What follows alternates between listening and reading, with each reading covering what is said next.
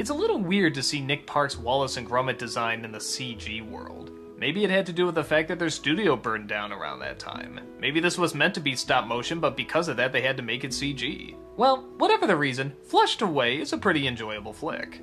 It stars a mouse played by Hugh Jackman, who's owned by an incredibly wealthy family. But things get complicated when an old dirty mate of his drops by and claims he wants to turn the place into a party hub. Jackman disagrees, but that doesn't really faze his pal as he just flushes him down the toilet.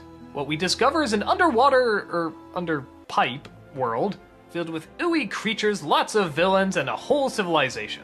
He comes across another mouse played by Kate Winslet, pulling off sort of a gender reversal of the African queen, riding her boat through the sewers trying to collect treasures for herself while also trying to save her fish out of water. There's an evil toad boss played by Ian McKellen, who is destined to get more riches and power and vows to destroy anyone who stands in his way, which of course happens to be our two heroes. The undersewer world they create is incredibly fun and inventive, which also gives way to a lot of jokes involving them using everyday props as, well, this. This dance of deception must end. Return what you have stolen from me. Enough dancing! That's wildly creative.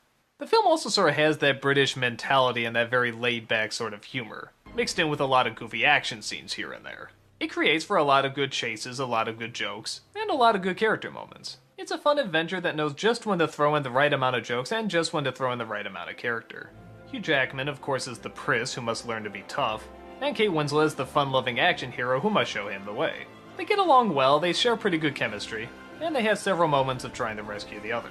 I think this was the film I started to realize that DreamWorks was sort of the out-of-the-box animation company. In that, yeah, they're making sort of these general films for the general public, but they're really thinking of these odd, abstract ideas to put in these general audience-pleasing films.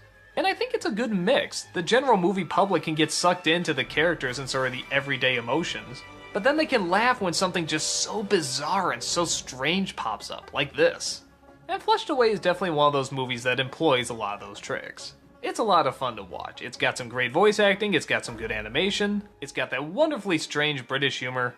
It's one of the only films that goes down the toilet, but in a good way.